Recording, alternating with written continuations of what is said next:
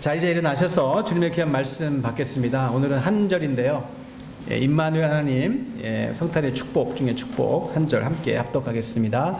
마태복음 1장 23절 말씀입니다. 하나, 둘, 셋. 보라, 처녀가 잉태하여 아들을 낳을 것이요 그의 이름은 임마누엘이라 하리라. 하셨으니 이를 번역한즉 하나님이 우리와 함께 계시다 함이라. 아멘. 앉으시기 전에 앞뒤 양옆으로 메리 크리스마스 한번 하시면 좋을 것 같습니다. 네, 메리 크리스마스. 네, 감사합니다.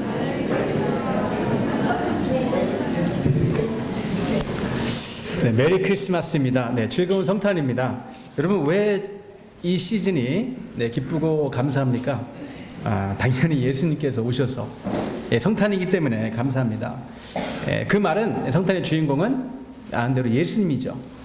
근데 여러분, 이 바쁜 가운데 연말 특별히 바쁘지 않습니까? 뭐 하여튼 행사도 많고 분주하고 또 하여튼 생각할 일도 많고 고민거리도 많은데, 그럼에도 불구하고 우리 마음 가운데, 우리 삶 가운데 기쁨이 있는 것은 예수님이 이 땅에 오셨기 때문에, 바로 성탄, 바로 그 의미가 아니겠습니까? 근데 여러분, 근데 만약에 성탄의 큰 이유가, 가장 큰 기쁨의 이유가 예수님 때문인데, 예수님이 주인공이 되셔서 그 기쁜 건데, 만약에 예수님이 빠진 성탄이라고 생각하면 한번 상상이 되십니까? 예수님이 빠져 있다. 성탄인데 예수님이 뭐 안 계시다. 그럼 상상할 수 있습니까? 실제로 몇 년 전에 그 미국의 어떤 그 작은 마을에서요, 이제 그 시청 앞에 그 예수님 이제 성탄절이 돼가지고 예수님 오신 거를 이제 축하하기 위해서 모형으로 그 예수님 탄생하는 것을 만들기로 이제 결정을 하고, 동방박스도 만들어 놓고, 그 다음에 들에서 있던 우리 이제 목자들도 만들어 놓고, 뭐 당연히 예수님은 가운데 계시고, 또 마리아, 요셉, 또 뭐 심지어는 뭐 포대기까지, 말구이까지 다 만들어 놓고, 이제 개봉박도 하려고 그 다음날 딱 열어봤는데, 세상에 그 전날 누군가가 와가지고요, 예수님을 훔쳐간 거예요. 그래가지고 딱 열었는데, 다른 건 다 했는데 예수님이 안 계신 거예요. 얼마나 당황되는지. 실제로 있었던 이야기입니다. 그것이 당황됐는데, 제가 이번에 이제 성탄을 맞이하면서 제 마음 가운데 드는 생각은, 혹시 그럴 일은 없겠지만, 성탄이 돼서 너무 마음이 기쁜데 혹시나 우리 마음 가운데 예수님이 빠져 있지는 않은지, 우리 마음 가운데 여전히 예수님이 중심이 돼 주셔야 되는데 여전히 내가 주인이 돼 살아가고 있는지, 그런 생각이 드는 거예요.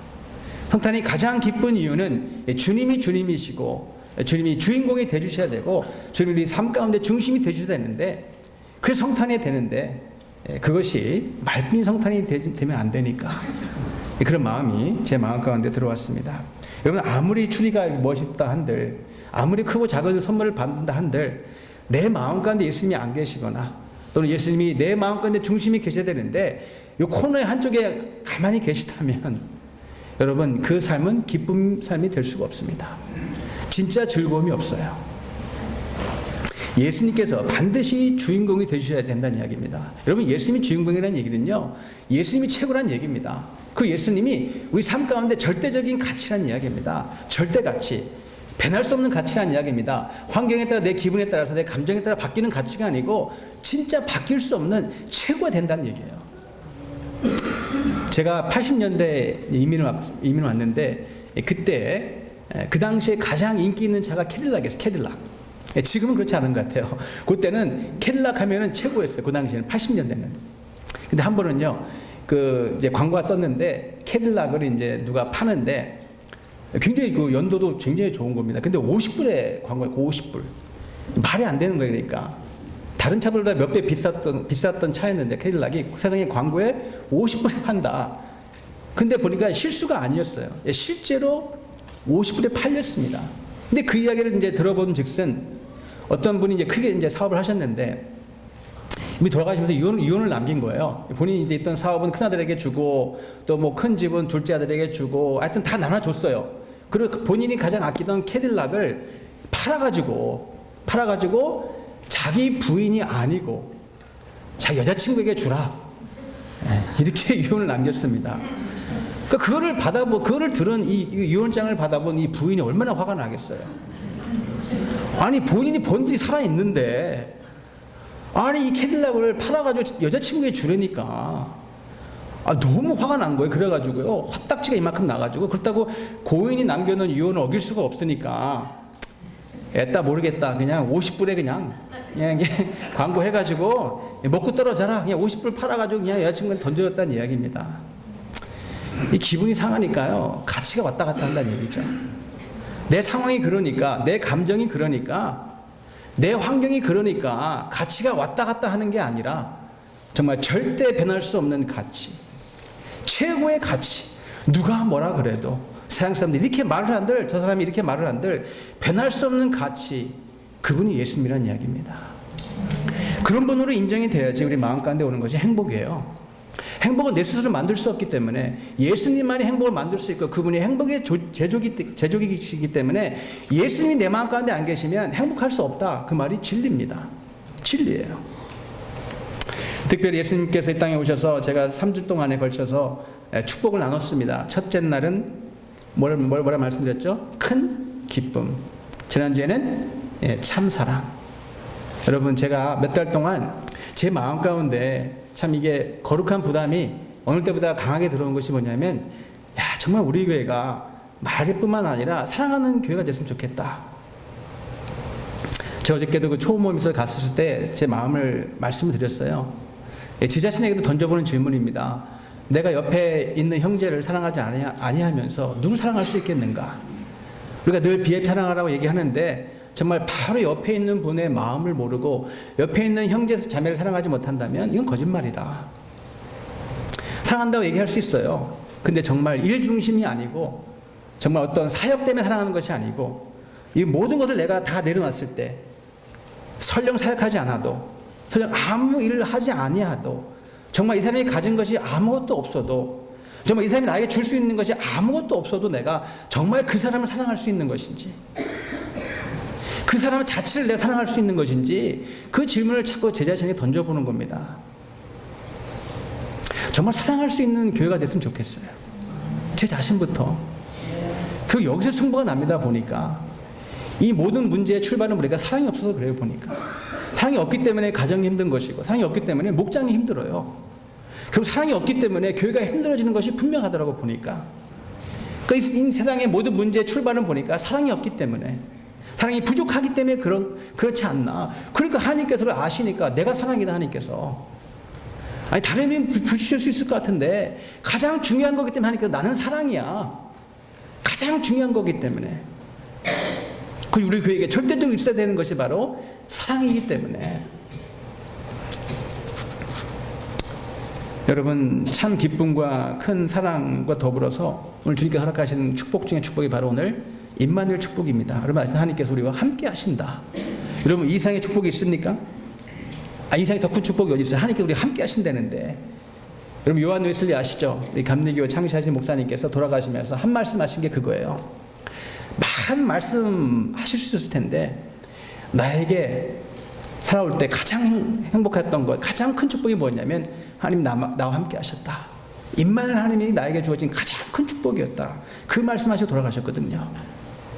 근데 하나님 말씀 보니까, 구약에도 보니까 하나님께서 가장 주신 축복이 뭐냐면 내가 너와 함께 하겠다.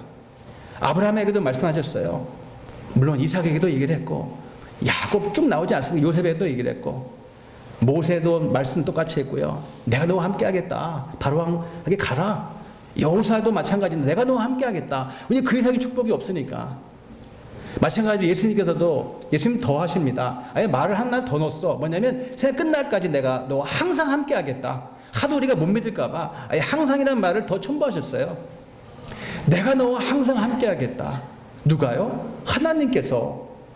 다른 분도 아니고 예수님께서 우리와 항상 함께 하겠다. 여러분, 이상의 축복은 없습니다. 가장 큰 축복이에요. 이러한 임마누엘 축복을 우리가 경험해야 됩니다.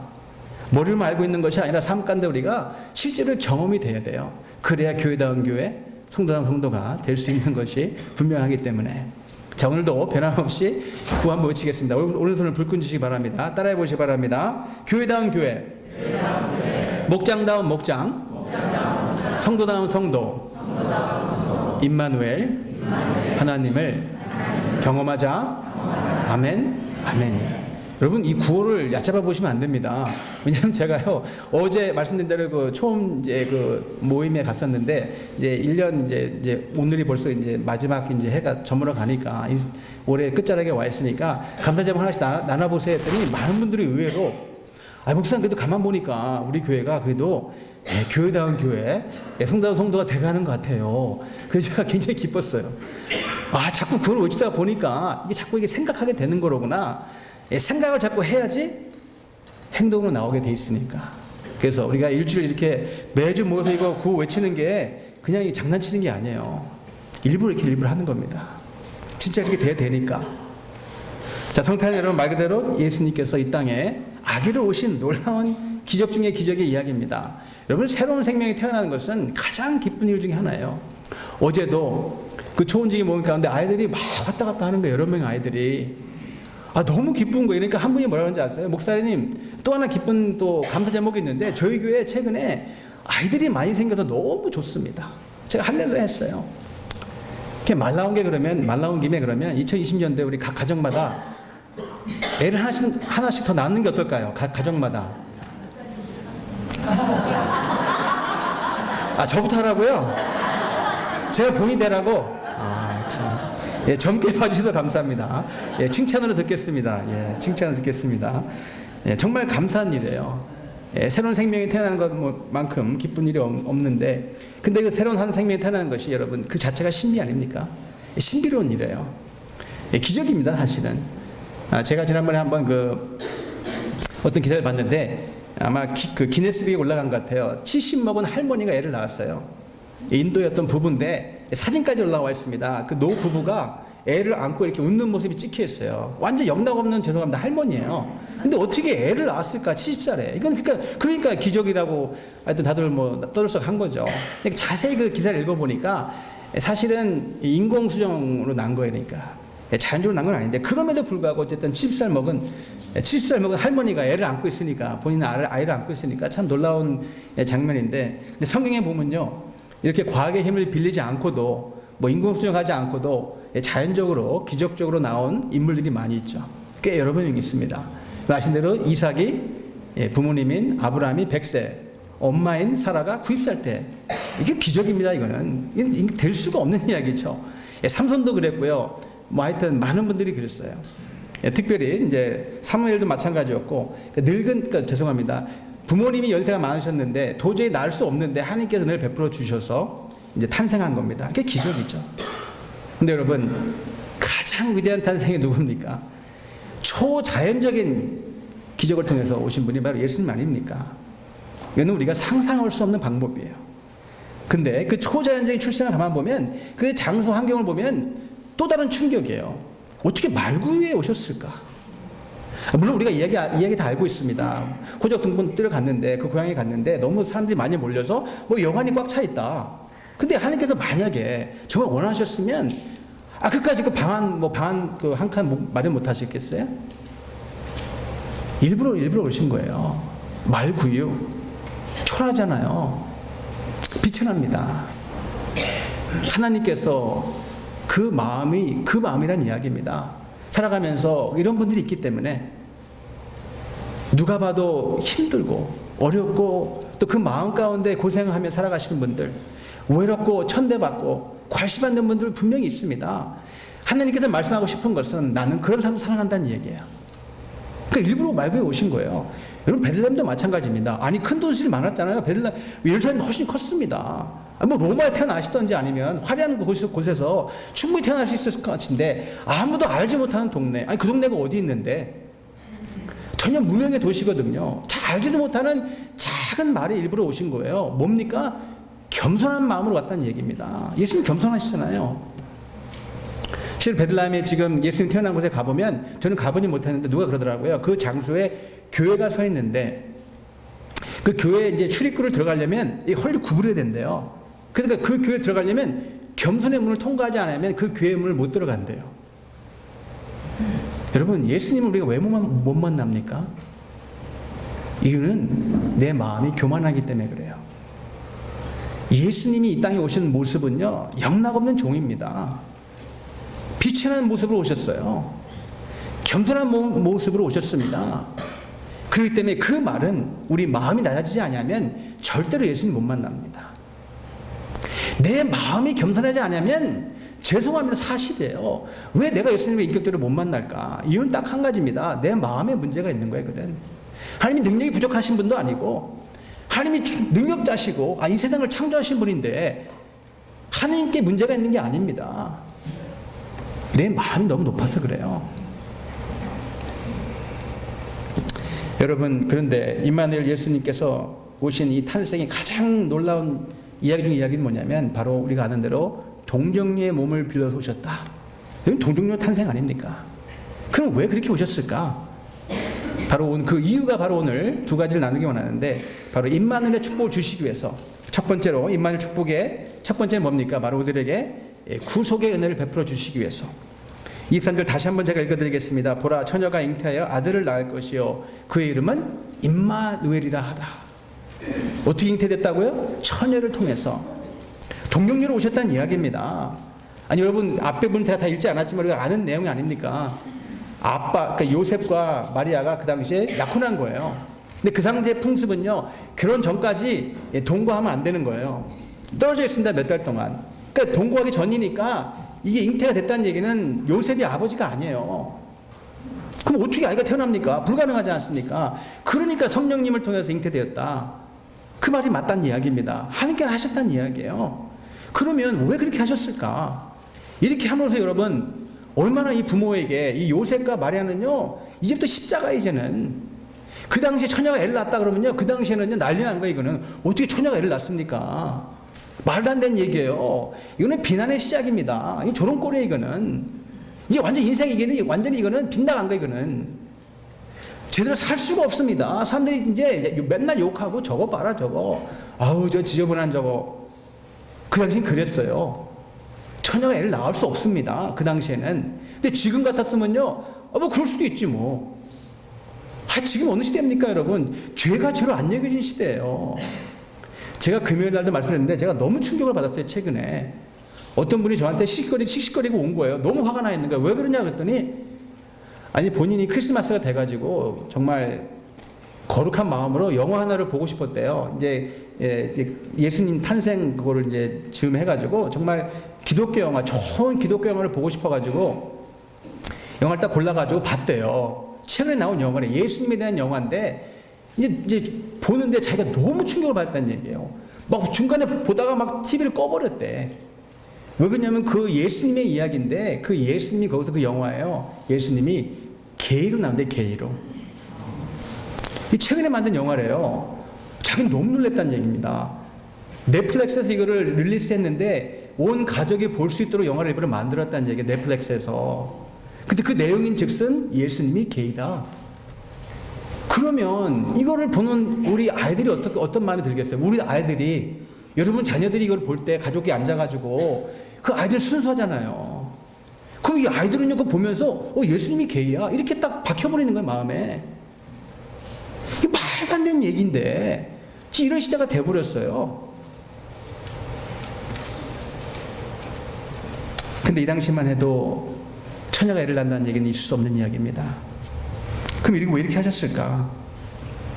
흠이 없는 양이 돼야 되니까, 죄가 있으면 안 되니까, 인간의 피를 받으면 자동으로 탈락되니까, 죄는 구원할 수 없으니까, 죄가 없어야 되는데, 그리고 흠이 없는 양이 돼야 되는데, 그러면 인간의 피를 받으면 안 되는 거예요.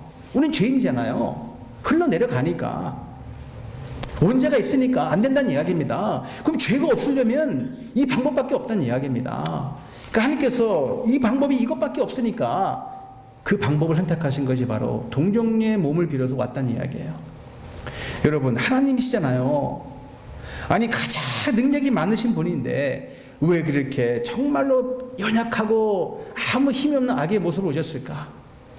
그러니까 사랑하신 저 여러분들을 우리들의 죄에서 구원시켜 주시기 위해서, 아니 위대하신 하나님이신데 죽은 자를 살리시는 분이고 귀신을 쫓아낼 수 있는 만큼 능력자신데 부모의 도움 없이는 아무것도 할 수 없는 그 연약한 아이로 왜 오셨습니까?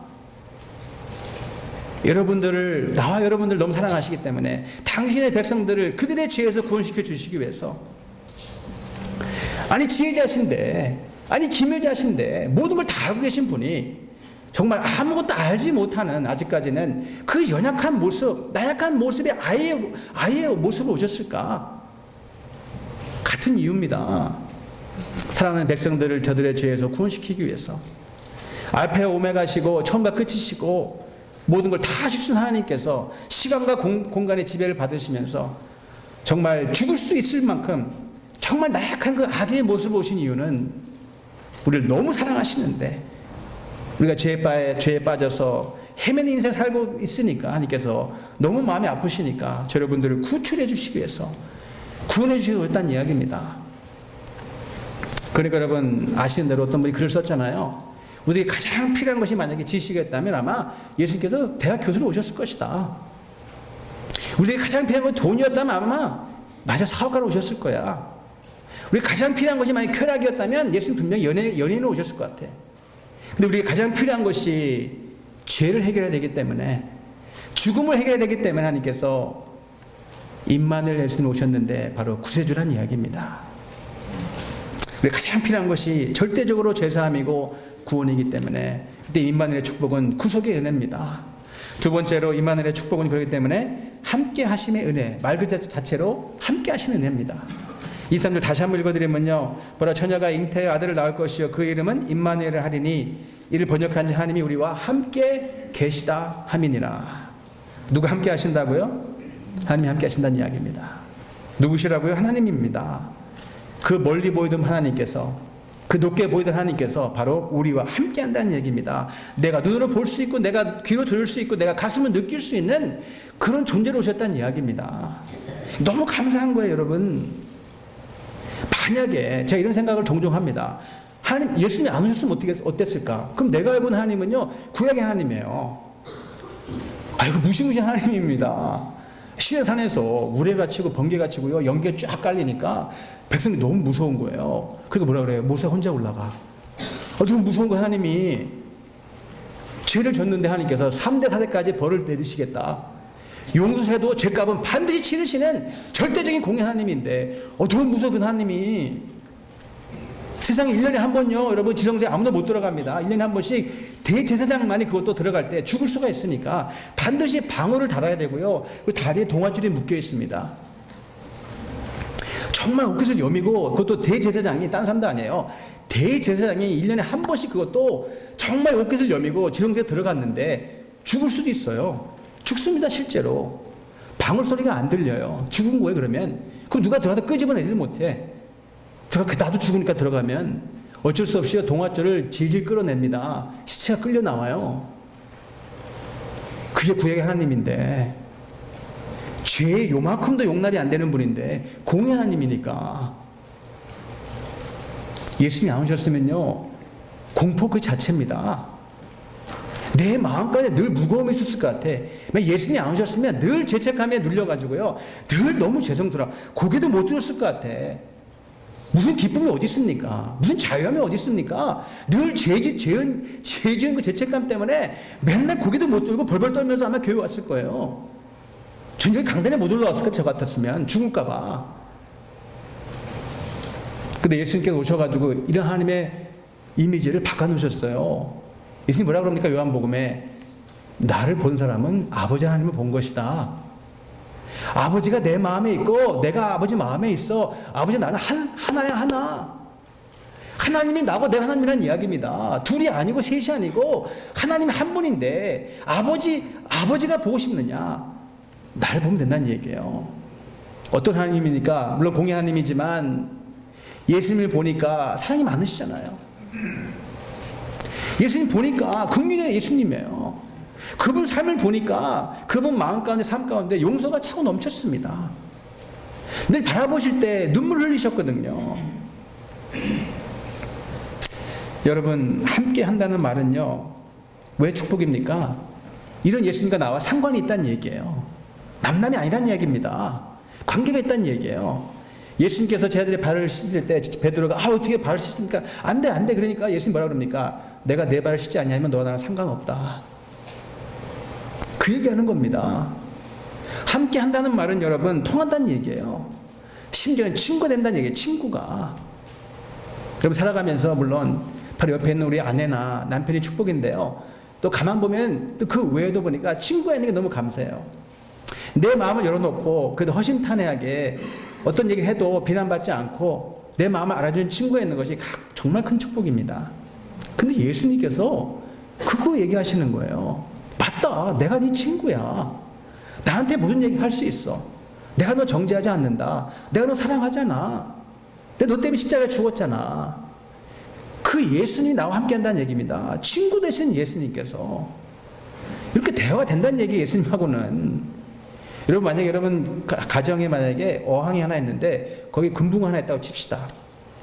너무 예쁜 금붕어 하나가 한 마리가 있는데 여러분 금붕어 얘기해 보시려고 한번 해보신 적이 있나요? 예, 붕어야, 붕어야. 그럼 붕어 알아듣나요? 그럼 눈만 뜨고 저 사람이 뭐라 그러지? 못 알아들어요. 왜냐면 차원이 다르니까. 언어가 다르잖아요.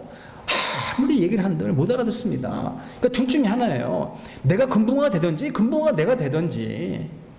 근데 지금 예수님께서 이 땅에 오셨다는 얘기는 그거 더하다는 얘기예요. 그보다 더 큰 차원을 뛰어넘었다는 이야기입니다. 도저히 함께 할 수 없는 완전 차원이 다른 존재거든요. 완전하신 하나님인데 어떻게 죄인과 함께 합니까? 아니 무한하신 하나님께서 어떻게 유한한 인간과 함께 할 수 있습니까?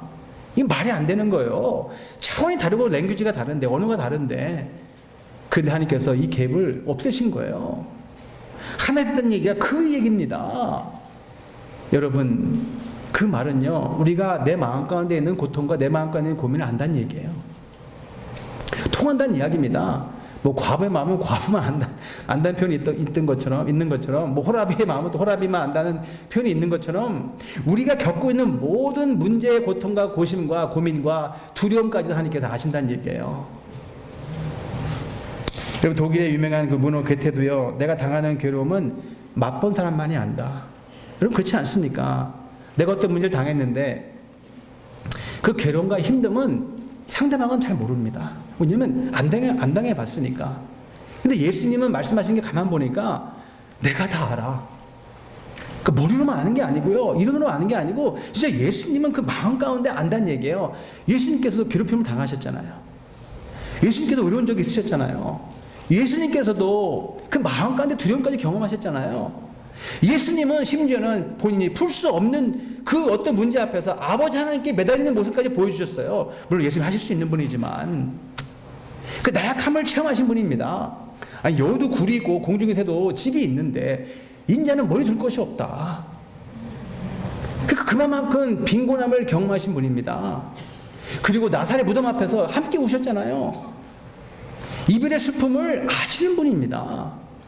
그뿐만이 아니지 않습니까? 십자가 눈앞에 두고 여러분 아시는 대로 겟세마네 동산에서 아버지 하나님의 뜻을 뻔히 알면서 뭐라고 얘기합니까? 하나님 아버지 이 잔을 나에게서 옮기시면 안 됩니까? 두렵잖아요. 그 두려움까지도 예수님은 경험하신 겁니다. 왜요? 우리가 겪고 있으니까. 그러니까 충분히 겪을 수 있는 것들이니까 우리 마음을 이해하시기 위해서. 아니면 이론이잖아요. 하나님께서 내가 너 사랑하는데 내가 너 정말 사랑하는데 사랑하신다고 말씀을 할 수 있는데 그 진심이 아닐 수 있다는 얘기입니다. 경험하지 않고서는. 근데 예수님은 우리가 겪을 수 있는 모든 걸 경험하셨어요. 기쁨도 경험하셨고 슬픔도 경험하셨고 외로움도 경험하셨고 좌절도 경험하셨고요. 심지어 말씀대로 죽음의 두려움까지 경험하셨으니까 이 예수님 나와 함께 한다는 얘기는 놀라운 축복이 그러기 때문에 그러니까 위로가 되고 그러니까 격려가 된다는 얘기예요. 히브리서 4장 10절에 나와 있는 것처럼 이 대제사장은 예수님이신데 우리 연약함을 동정하지 못할 뿐이 아니다. 동정할 수 있다는 얘기입니다. 충분히 이해한다는 얘기입니다. 그러므로 내 앞에 눈물이 날 때 내 어떤 문제 때문에 내 마음이 상해서 좌절할 때 정말 앉아가지고 더 이상 때려치고 싶고 더 이상 하고 싶지 않을 때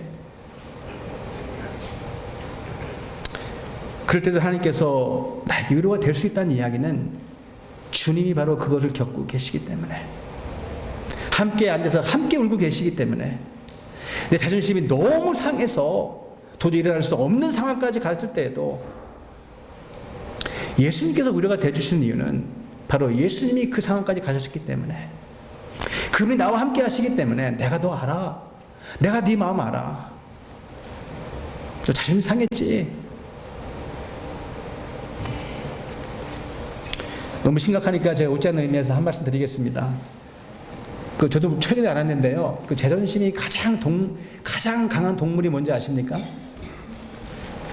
네, 모르시죠? 저도 몰랐어요. 가장 자존심이 강한 동물이요, 흰 쪽제비래요.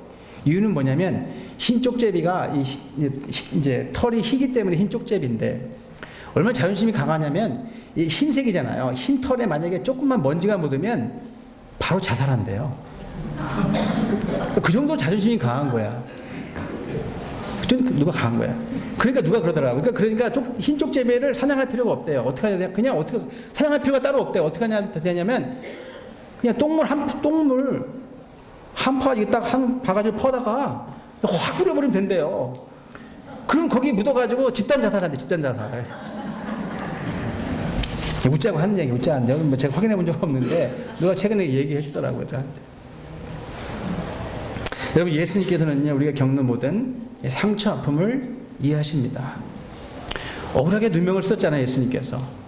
그것도 사랑하는 사람들에게. 여러분, 가장 힘들 때가 언제죠? 사랑하는 사람들에게 오해를 받을 때, 상처를 받을 때, 그리고 배신당할 때.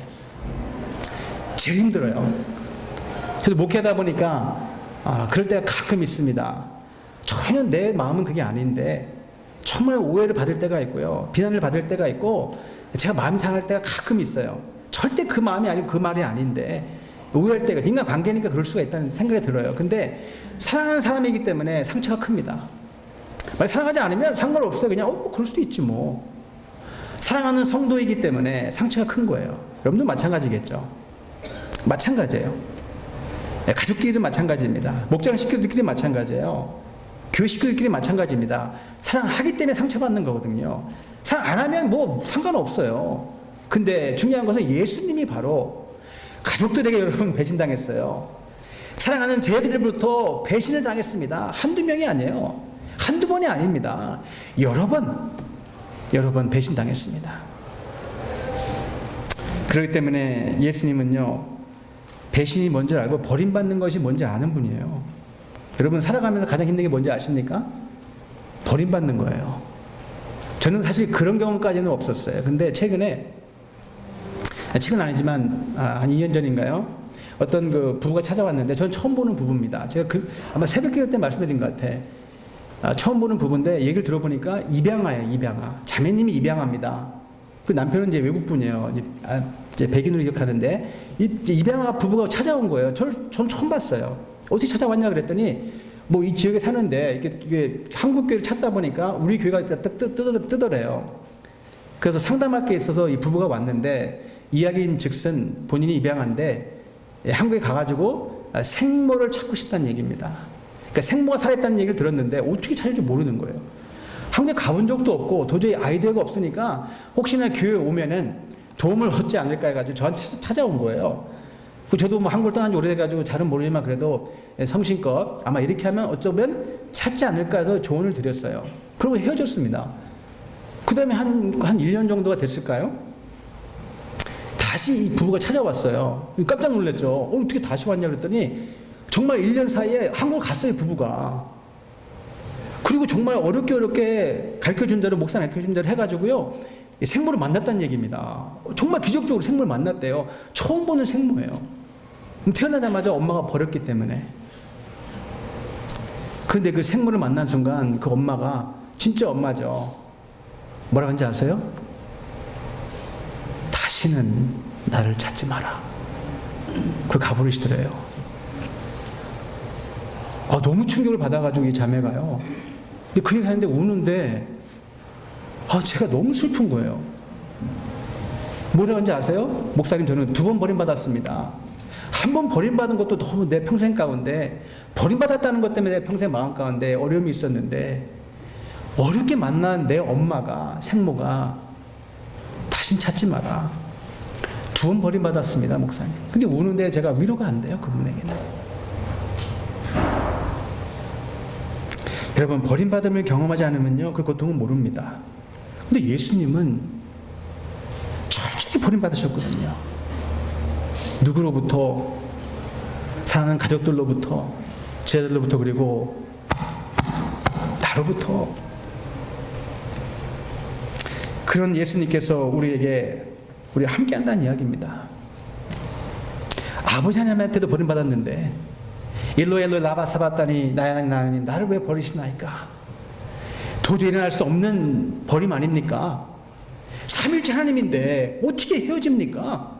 한 분이신데 영원 전부터 함께 하셨는데 그 순간만큼은 아버지 하나님한테 버림받았던 예수님 아닙니까?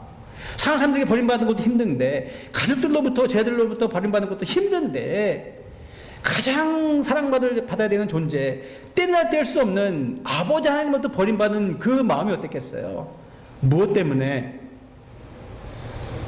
여러분 때문에, 나 때문에. 그 예수님이 저와 여러분과 함께 한다는 얘기예요. 다른 예수님이 아닙니다. 바로 그 예수님이, 그런 예수님이 저러분과 함께 한다는 얘기입니다. 언제까지? 항상 영원히. 그러니까 이 자체가 여러분 마음 가운데, 삶 가운데 격려가 돼야 돼요. 위로가 돼야 됩니다. 여러분, 힘내시기 바랍니다. 이게 사실이기 때문에 여러분 더 이상 목적 없이 방황하시면 안 됩니다. 아무리 인생 문제가 힘들어도, 내가 상처받아도 다시 일어날 수 있는 이유는 내가 뭐 자존심이 세기 때문에, 뭐 내 의지가 센 게 아니라 예수님 나와 함께 하시니까 한 번 더 힘을 낼 수 있는 거 아니겠습니까, 여러분? 근데 여러분, 임마누엘 예수님을 바라보시고 오늘도 모두 환경을 초월하는 기쁨을 누리시고, 바로 오늘 이 땅에 오신 예수님을 마음껏 경배하고 찬양해서 여러분들 마음 가운데, 여러분 가정 가운데, 여러분 목장 가운데, 우리 교회 가운데 함께하기를, 차고 넘치기를 예수님의 이름으로 간절히 축원을 드립니다. 기도하겠습니다.